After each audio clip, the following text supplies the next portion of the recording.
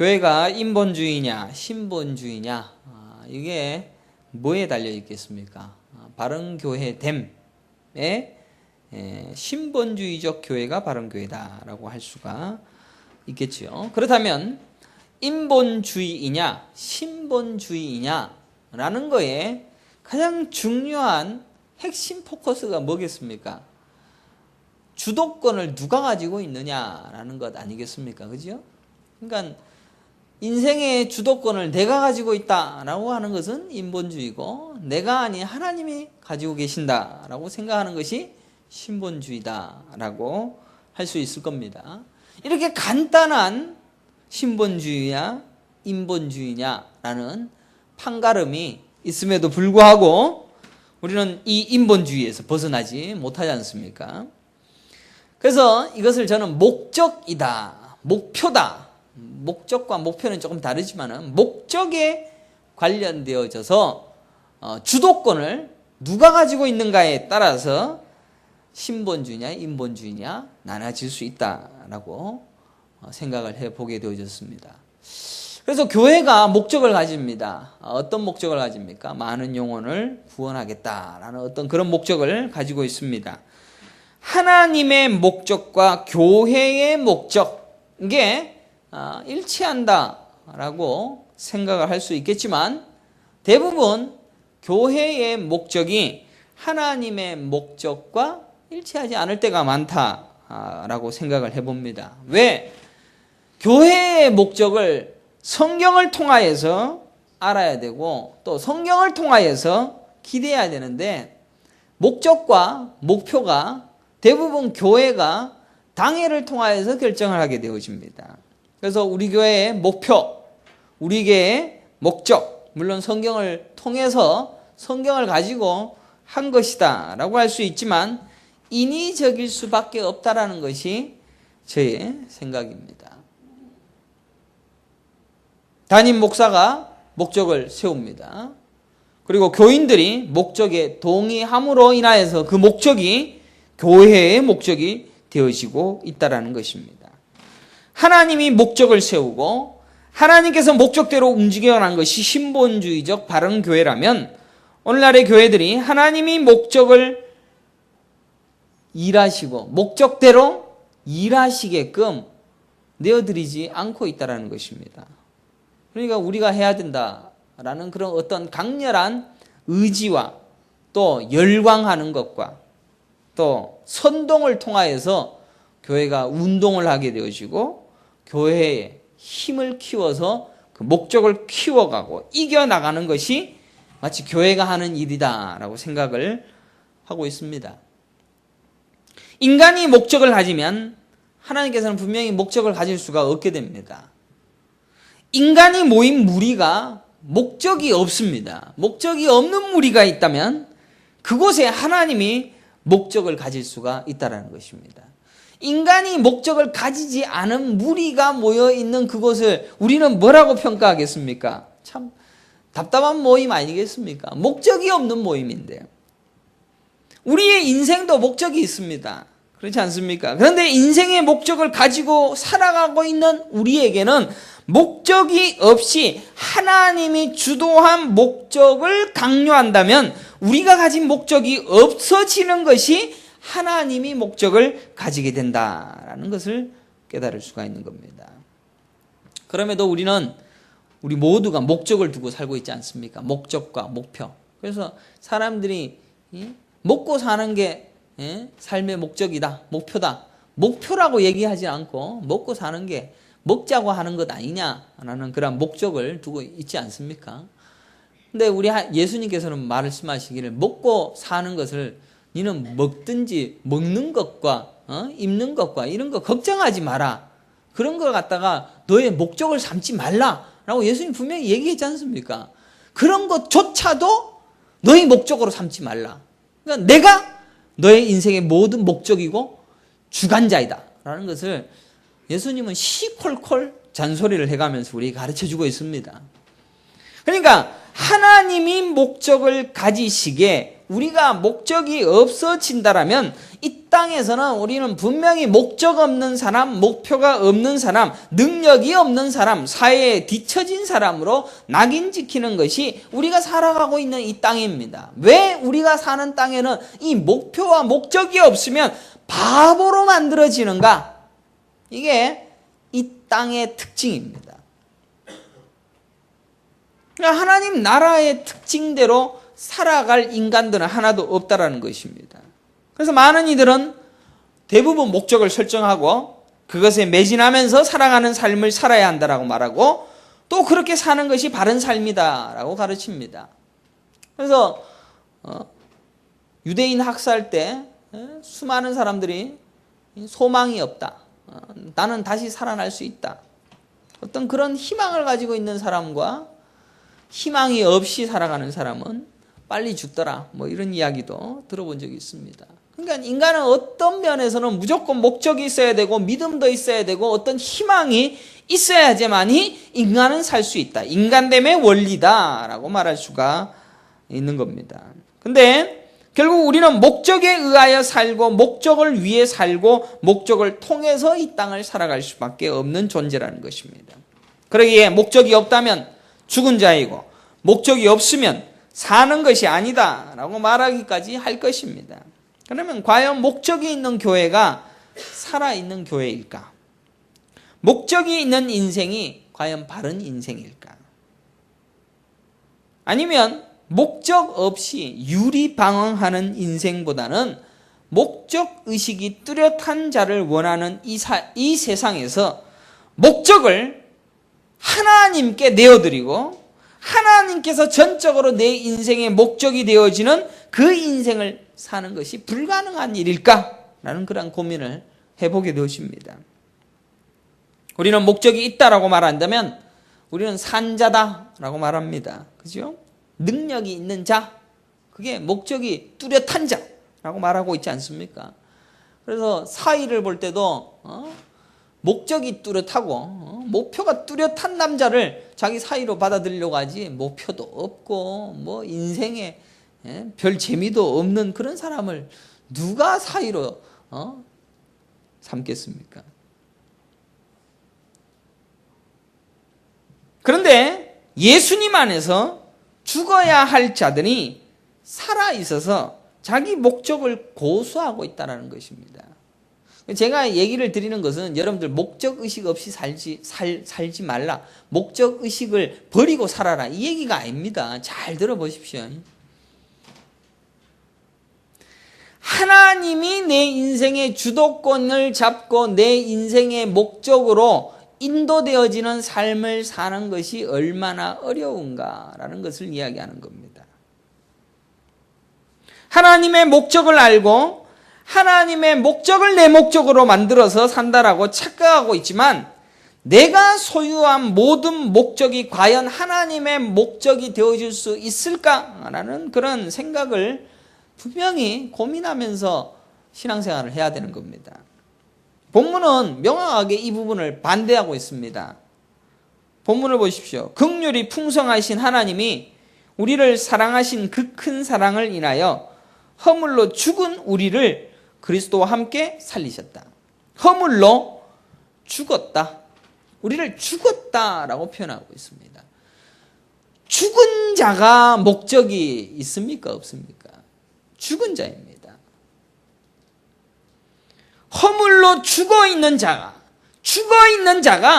죽을 뻔해갖고 겨우겨우 목숨을 유지하면서 목적을 유지하는 인생이 아니라 죽은 자이고 시체이고 흙더미에 불과하고 흙으로 지음받아진 흙에 불과한 인생이 자기 목적이 있다라는 것. 이게 하나님이 용납할 일이겠습니까?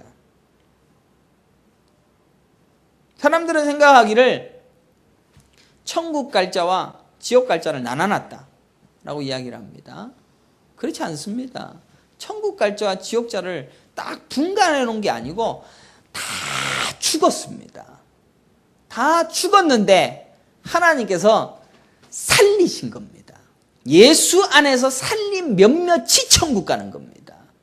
그러니까 천국 갈 자는 원래 살아있는 자가 아니고 죽은 흙에 불과했다라는 겁니다. 죽은 자 중에서, 완전히 흙덩어리 중에서 살린 이들을 모인 곳이 교회인데, 이 교회가 목적을 가지고 달립니다. 이게 과연 옳은 일일까요? 우리 교회가 바른 교회가 목적이다라고 말한다면, 바른 교회를 만들기 위한 의지와 열정을 불태우는 것도 과연 옳은 일일까라는 그런 고민을 해보게 되어집니다. 성경은 이 부분에 대하여서 서서히, 그리고 계속해서 천천히 반복적으로 가르쳐 주고 있습니다. 그러나 우리는 그것을 쉽게 넘어갈 뿐이고 인본주의적 사고로 성경을 보기 때문에 그런 것에 대하여 아랑곳하지 아니하고 그냥 우리는 늘 보던 방식대로 성경을 보면서 우리의 삶의 목표와 목적과 열심과 애씀과 수고로움으로 뭔가를 쟁취하는 것으로 천국을 가져가는 것이다. 이렇게 생각하고 있는 겁니다. 대표적 구조로 천국은 침노하는 곳이다. 뭐 이런 구절을 가지고 그렇게 생각하고 있는 것이죠. 성경은 그 구절은 제가 전에도 얘기했지만 천국이 우리를 침노하는 것이지 우리가 침노하는 게 아니다 라는 설교를 드린 적이 있습니다. 그러니까 그게 가장 대표적으로 인간이 얼마나, 다른 구절은 전부 다 우리가 침노당하는 것이고 하나님께서 우리를 지어서 그의 인생으로 끌고 가는 것으로 전부 다 얘기하는데 그 구절 딱 한 구절이 천국은 우리가 침노한다니까 여기에 열광해서 그냥 우리가 침노한다. 딱 한 구절 있는 거 가지고 보고 있는 겁니다. 야곱이 어떤 사람입니까? 목적 지향적 사람 맞습니다. 그죠? 내가 복을 받을 것이다 라고 고집했던 사람입니다. 그래서 무슨 수단과 방법을 가리지 아니하고 복을 쟁취하면 그 복을 받아 누린다 라는 것으로 해석하는 것이 야곱 아니겠습니까? 근데 야곱이 실제로 복을 받아 누리는 경로와 통로가 어떻게 되는지 전에도 설교 들으지 않습니까? 지 걸로 복 받은 적이 한 번도 없습니다. 에서의 털로, 그죠? 양털로 복 받았습니다. 그죠? 양털로 에서인 것으로 인정받아서 복 받은 겁니다. 그러니까 그것도 똑같이 예수 그리스도를 증거하고 있는 거 아닙니까? 나를 통하여서는 복을 받을 수가 없다라는 것입니다.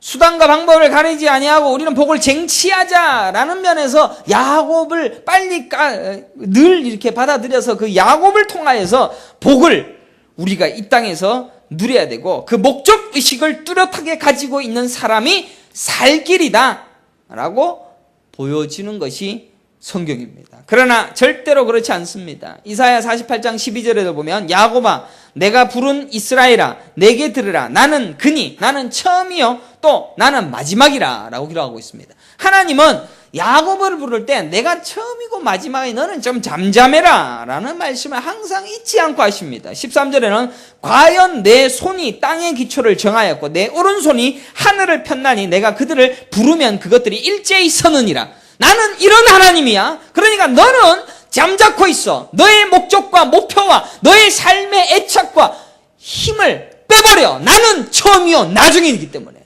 하나님은 그렇게 이야기하고 있지 않습니까?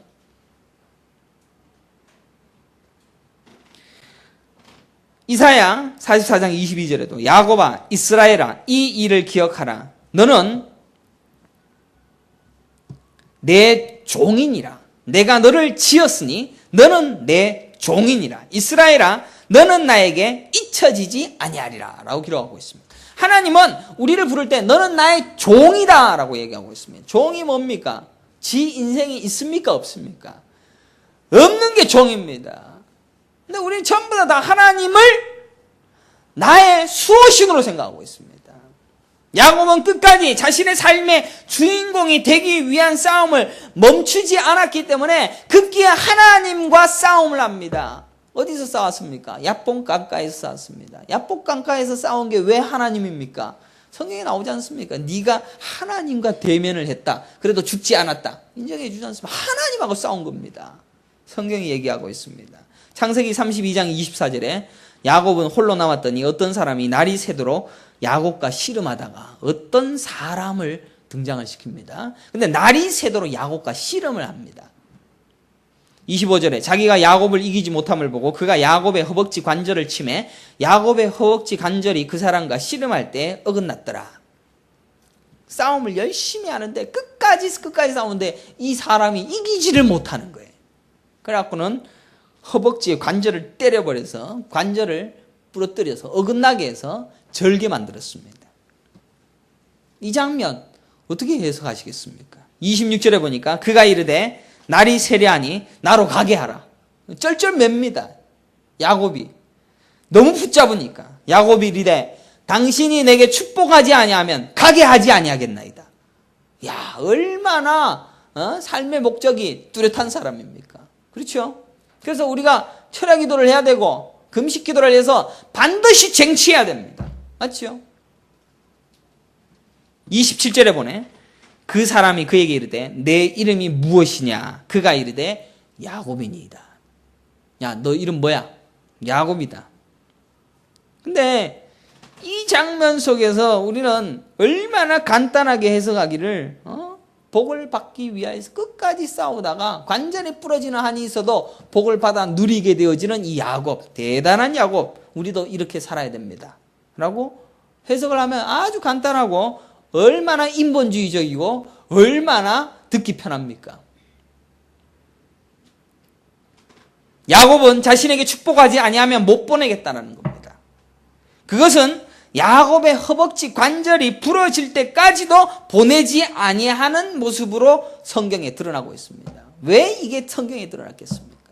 그게 바로 너다라는 거죠. 우리다라는 겁니다.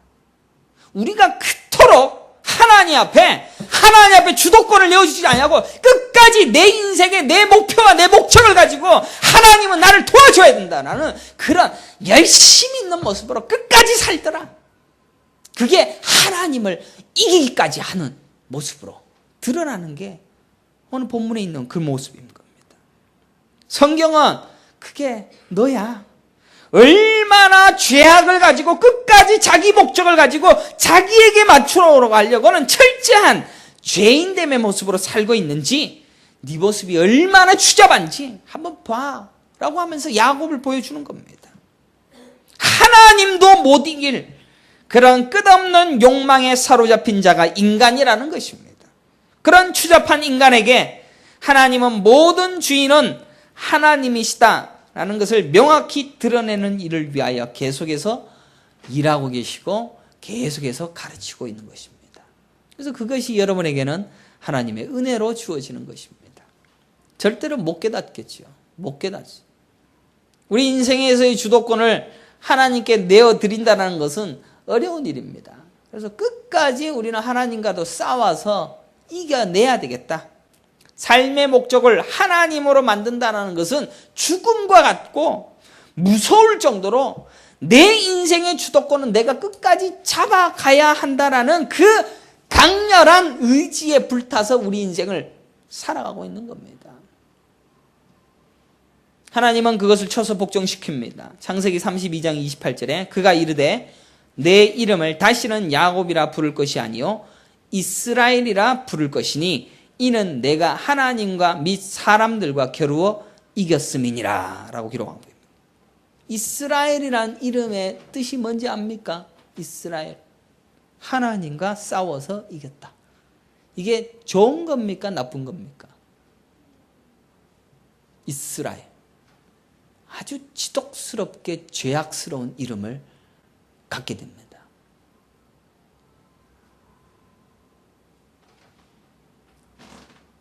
야곱이 이스라엘 이름을 가졌는데 하나님과 싸워야겠다.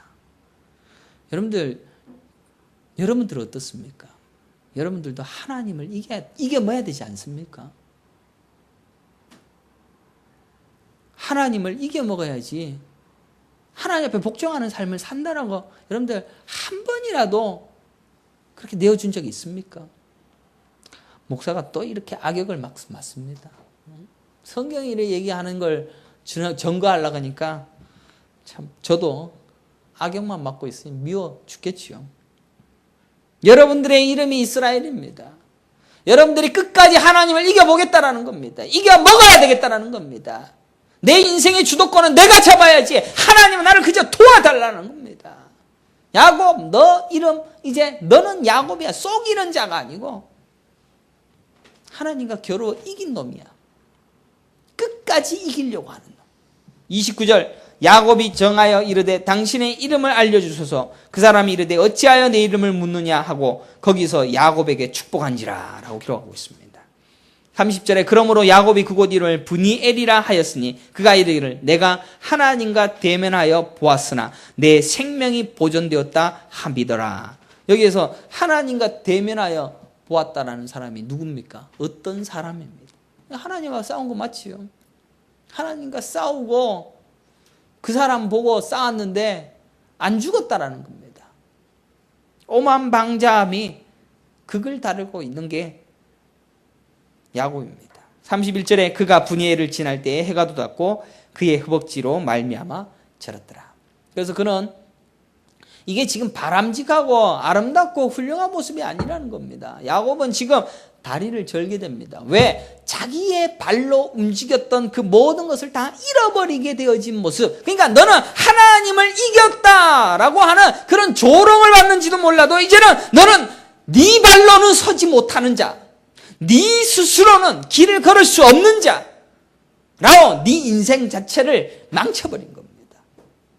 하나님은 여러분의 인생의 주도권을 가져가기 위하여 여러분들 스스로 가지고 있는 모든 것을 다 앗아가서라도 하나님이 인생의 주인이라는 사실을 인식하는 겁니다. 인식하게 하는 거예요. 왜? 하나님 나라의 백성이니까. 이 땅의 백성이 아니라 이 땅의 백성은 내가 주도권이 되어져야 되지만 하나님 나라의 백성은 지 인생을 지가 산다라고 생각하는 사람이 천국에 못 가니까. 사랑하는 성도 여러분, 이스라엘이라는 이름이 괜찮은 이름, 능력의 이름, 보호의 이름이라고 생각했습니까? 성경은 이스라엘을 하나님과 겨루어 이김이라는 뜻으로 하고 성경에 기록하고 있습니다. 그만큼 우리는 철저한 죄인입니다. 하나님을 어떻게든 끝까지 이겨먹으려고 하는 죄인 중에 괴수일 뿐입니다. 하루에 몇 번 나는 죄인입니다. 나는 죄인이고 쓰레기입니다. 몇 번 고백합니까? 아직도 나는 잘났다라고 생각합니까? 그리고 분명한 것은 야곱이 당신의 이름을 알려달라고 할 때 대답은 분명히 내가 하나님과 대면하여 보았으나 내 생명이 보존되었다. 결국 하나님을 이겨먹으려고 하는 죄인 중에 괴수인 모습만이 성경에 드러나고 있습니다. 그러한 인간의 철저한 자기 목적을 향한 삶을 하나님은 허벅다리를 쳐서 굴복시킨 겁니다. 32절에 보니까 그 사람이 야곱의 허벅지 관절에 있는 둔부에 힘줄을 쳤으므로 이스라엘 사람들이 지금까지 허벅지 관절에 있는 둔부의 힘줄을 먹지 아니하였더라. 이런 말, 이런 시시콜콜한 이야기는 또 왜 성경에 있을까? 허벅지 관절에 있는 둔부의 힘줄은 먹지 않았습니다. 왜 안 먹었겠습니까? 왜 안 먹었겠습니까? 자신의 힘의 근원이 꺾어버렸음을 인식한 고백의 행위였고 모두가 다 그것이 하나님이 우리를 쳐서 복종을 시키는 것이구나 라는 것을 아는 어떤 전통 예식이 되어졌다는 겁니다. 그것이 지금까지 먹지 아니한다는 역사성을 증명함으로 말미암아 하나님은 그렇게 가르치십니다. 이런 식으로 성경이 가르치는 게 뭐가 있습니까? 할례도 그렇지 않습니까? 맞습니까? 안 맞습니까? 할례는 남자의 성기의 끝을 잘라서 내 씨로 자손을 번창하는 것이 아니라 하나님이 씨앗을 만들어서 팽창하시고 너는 죽고 하나님이 네 인생을 산다라는 것을 드러내기 위하여 할례를 행하게 한 거 아닙니까? 성경 전체가 전부 다 네 인생 네가 사는 게 아니라 내가 다 주도한다라는 것을 끝까지 드러내는데 목표를 다 하고 있는데 참 인본주의로 성경을 보니까 그런 거는 안 한 거. 천국은 침노한다면 침노하겠다라는 것만 기억하고 있는. 야곱은 지팡이를 짚지 않으면 안 되는 지팡이에 의지해서 살아가야 될 자로 만드셨습니다. 인간은 이 땅에서 아이로 태어나 자기가 모든 것을 다 이루었다라고 착각하는 청년과 젊음을 가지고 살다가 결국 나이가 들면 어떻게 됩니까? 다 기력이 다하여서 지팡이에 의지할 수밖에 없는, 남의 힘에 의해 보호받지 않으면 안 되는 자로 살다가 천국 가는 겁니다. 그러니 결국 이대로는 안 된다는 겁니다.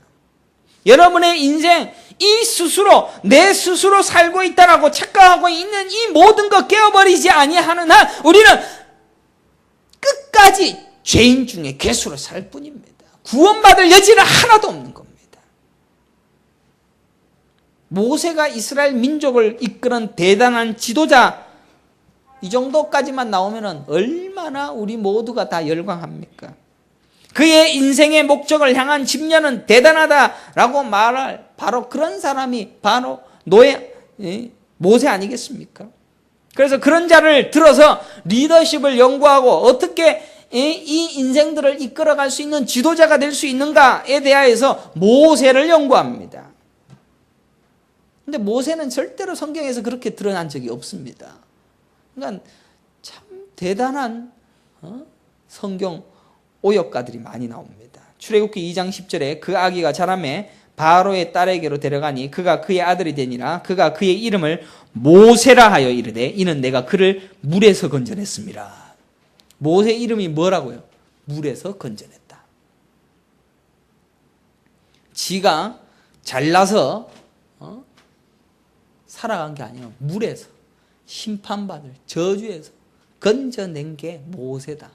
이름이 모세입니다. 지가 뭐가 잘났겠습니까? 김영민이라는 이름이 죽다가 살아난 애라는 이름으로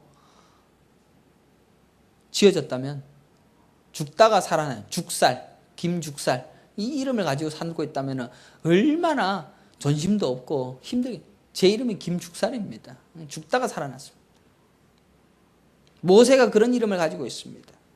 우리가 은혜로 받은 건짐의 대명사로 존재하는 것이 모세입니다. 왜 모세를 존경합니까? 전부 인본주의에 적합한 인물을 찾기에 급급한 오늘날 성경 해석이 이렇게 우리를 죄악으로만 치닫게 한다는 사실을 잊지 말아야 됩니다. 출애굽기 2장 15절에 바로가 이 일을 듣고 모세를 죽이고자 하여 찾는지라. 모세가 바로의 낯을 피하여 미디안 땅에 머물며 하루는 우물 곁에 앉았더라. 왕자가 되어졌던 모세가 바로의 낯을 피할 수밖에 없는 광야의 삶을 40년 살게 되어집니다. 왜 하나님께서 그렇게 하셨는가? 물론 그것도 성경에 찾아볼 수 있겠지만은 출애굽기 4장 10절에 보니까 모세가 여호와께 아뢰되 오 주여 나는 본래 말을 잘 하지 못하는 자니이다. 주께서 주의 종에게 명령하신 후에도 역시 그러하니 나는 입이 뻣뻣하고 혀가 둔한 자니이다. 모세가 지도자로서 능력을 가지고 있었다라고 생각했습니까? 입이 뻣뻣해서 혀가 둔해서 말을 할 줄 모르는. 요새는 정치가들은 말을 잘해야지 정치가 되는 거 아니겠습니까? 말도 못하지. 혀도 둔하지. 11절에 여호와께서 그에게 이르시되 누가 사람의 입을 지었느냐. 여기에서도 또 하나님은 내가 다 지었단다. 내가 너의 주인이다. 그러니 너는 걱정하지 말아라. 이게 얼마나 큰 위안입니까? 누가 말 못하는 자나 못 듣는 자나 눈 밝은 자나 맹인이 되게 하느냐. 나 여호와가 아니냐. 내가 너의 인생의 주인이다. 12절에 이제 가라. 내가 내 입과 함께 있어서 할 말을 가르치리라. 13절에 모세가 이르되 오 주여 보낼 만한 자를 보내소서. 모세가 용기 있는 자라고요. 왕족으로 컸던 모세가 왜 말을 못할 정도로 대인기피증으로 만드셔서 왜 이 모양이 되어졌으며 40년 동안 광야 생활하면서 입이 뻣뻣하여 어디에 나갈지도 못할 만큼 힘든 지경으로 처넣었겠습니까?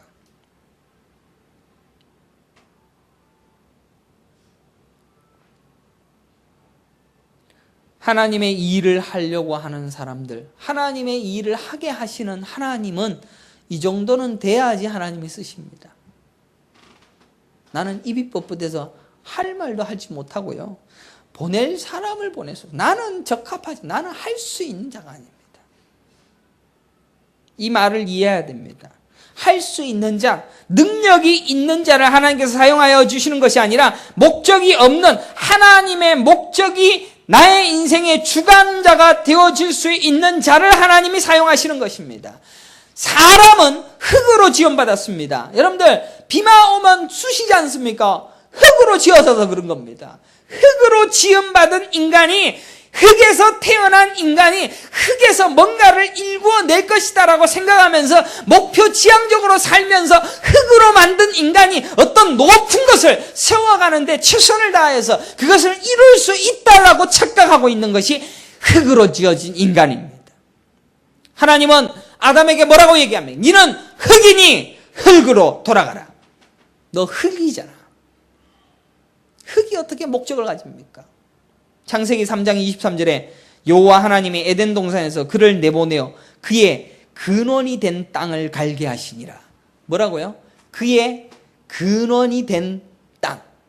뭡니까? 굳이 너는 흙으로 지어졌기 때문에 그 흙으로 지어진 그 흙이 흙을 간다. 아주 조롱하고 있는 거 아닙니까? 흙이 흙을 간다.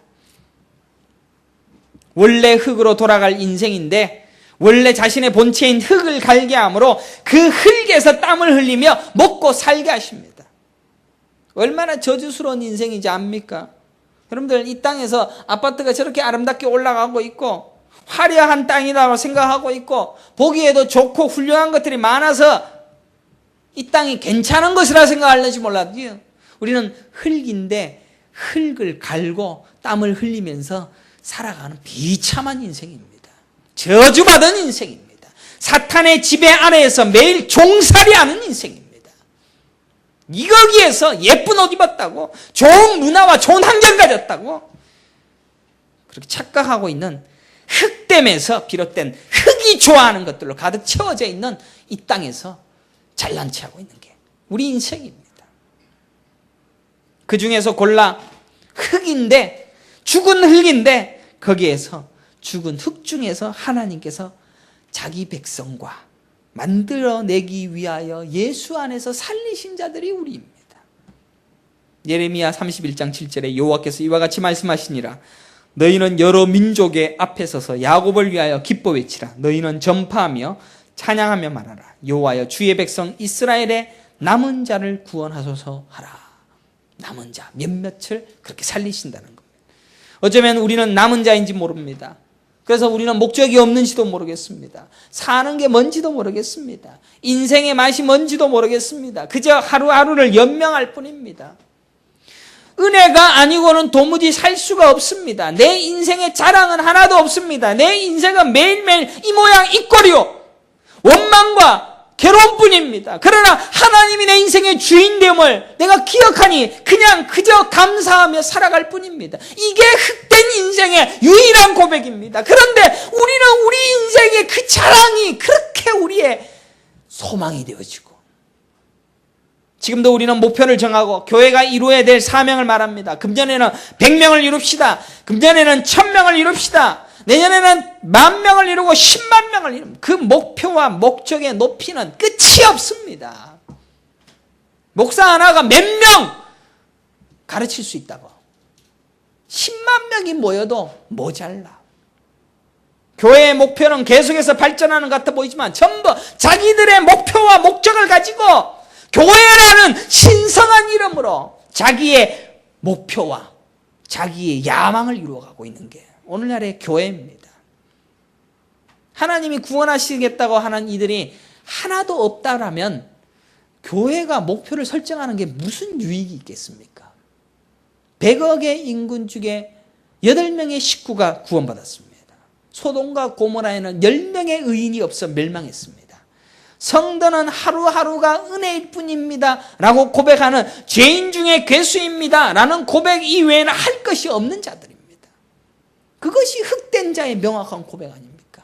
이 땅이 영원하면 괜찮겠지만 이 땅은 금방 망할 거니까 이 땅에서의 삶이 그렇게 소중하고 이 땅의 그 목적과 목표가 그렇게 귀하다면 우리는 흙에서 벗어나지 못한 네 근원에서 네 근원을 갈 그런 죄인입니다. 고린도전서 15장 47절에 첫사람은 땅에서 났으니 흙에 속한 자이거니와 둘째 사람은 하늘에서 나셨느니라. 무릇 흙에 속한 자들은 저 흙에 속한 자와 같고 무릇 하늘에 속한 자들은 저 하늘에 속한 이와 같으니 우리가 흙에 속한 자의 형상을 입은 것 같이 또한 하늘에 속한 이의 형상을 입으리라. 와, 얼마나 멋진 말씀입니까? 그러니까 흙에 속해갖고 흙에서 그렇게 뒹굴다가 거기에서 그렇게 좋아하는 것들 좋지요. 솔직히 뭐 영화관에서 뻔질나게 멋지게 영화 한 프로 보고 나면 우리는 이런 문화생활 했다, 이런 자부심도 생기고 얼마나 좋습니까? 이 땅은 좋습니다. 흙에서 태어났기 때문에 좋은 겁니다. 결국 우리는 이 흙됨을 명확히 인식하는 자리로 내려갈 것입니다. 성도에게 주어진 은혜가 그거이기 때문입니다. 은혜는 하나님께서 거저 주시기 때문에 내가 흙이 아니라 예수 안에서 다시 살았구나, 내 인생에는 예수가 주인이구나 라는 것을 명확히 아는 은혜가 주어진다라는 것은 이 흙에 대한 소망이 하나도 없어지는 그런 저주가 시작되는 겁니다. 좋겠습니까? 결국 우리는 우리의 목적이 없어지고 우리의 목적대로 사는 그저 피동적 존재로 전락하면서 하나님이 내 인생의 주인됨을 명확하게 인식하는 하늘에 속한 자, 그게 은혜입니다. 사랑하는 성도 여러분, 우리는 이 땅에서 분명히 다 경험할 것입니다. 이 땅에서 힘도 경험할 것이고 흙에서 능력도 경험할 것이고 권세도 경험할 것이고 부자도 돼볼 것이고 높은 데도 올라 남들에게도 명예도 쌓아볼 것입니다. 다 경험하도록 하나님께서 골고루 해줄 겁니다. 요 모양 요 꼴로 맨날 이렇게 살 거 아닙니다. 그런 모든 것들이 결국 나에게는 목적의 주관자가 하나님이시다라는 경험케 하기 위한 명확한 도구로 주어질 것입니다. 거기에 열광하지 말라는 것입니다. 거기에 힘 빼지 말라는 겁니다. 그거 다 경험하더라도 그거 절대로 나의 인생의 힘과 행복이 되어질 수 없다는 것을 명확하게 인식하고 나는 흙이 아니라 하나님에 의하여 다시 태어난 하늘에 속한 자이고 힘은 있는 것 같지만 곧 빠질 것이고 능력이 있는 것 같지만 곧 없어질 것이며 내 주관과 내 목적이 앞설 것 같지만 곧 파여지고 없어질 뿐이다 라는 것입니다. 솔로몬이 어떻게 고백합니까? 헛되고 헛되며 헛되고 헛되니 모든 것이 헛되다. 해 아래서 수고하는 모든 수고가 사람에게 무엇이 유익한가? 한 세대는 가고 한 세대는 오되 땅은 영원히 있도다. 이것이 우리가 부를 유일한 노래다. 솔로몬이 다 가져본 자입니까? 다 가져본 자가 이야기하는 겁니다. 우리는 못 가져봤으니까 그거를 가져봤으면 좋겠다. 그러니까 진즉에 그냥 가져봐서 헛되고 헛되는 것을 경험하기보다는 그냥 지금 있는 이 인생 자체에서 나는 흙인데 이 흙에서 흙의 소망을 버리고 하늘의 소망을 두고 사는 내 목적의 주관자가 하나님이시다는 것을 명확하게 인식하는 게 훨씬 더 인생을 덜 소비하는 겁니다. 목적이 없는 인생이 바른 인생입니다. 목적이 없는 게 바른 교회입니다. 하나님이 내 인생의 목적이요, 하나님이 내 인생의 주관자이시고 하나님께서 나의 모든 것을 이끌어 가실 것이다 라는 것을 전적이 신뢰하는 것. 그래서 아브라함이 가나안 땅을 갈 때 갈 바를 알지 못하고 간 것, 그죠? 재고 간 거 아니지 않습니까? 갈 바는 알지 못하고 가는 아브라함을 이 세상에서는 뭐라고 얘기합니까? 무모한 사람. 그죠? 근데 무모한 사람을 하나님은 믿음의 조상으로 세우십니다. 우리는 믿음 없음으로 끝까지 나의 인생의 주인은 나이다라는 것을 인식하고 끝까지 죄 짓고 사는 겁니다. 그게 죄라는 것을 안 가르쳐주고 교회는 좀 더 부추겨 줍니다. 당신의 목적과 목표를 이루기 위하여서 하나님은 힘을 허락하실 것입니다. 얼마나 사탕 발린 소리인데 그것이 얼마나 우리 인간들을 비참하게 만드는 소리인지 깨달아야 됩니다. 목사들이 알고 그러는지 모르고 그러는지 모르겠지만 얼마나 성경에서 이야기하는 것과 반대를 이야기하고 있는지 답을 미리 알고 우리는 목적과 목표로 얼룩진 인생을 살 것입니다. 답은 명확하게 압니다. 하나님 나라의 백성.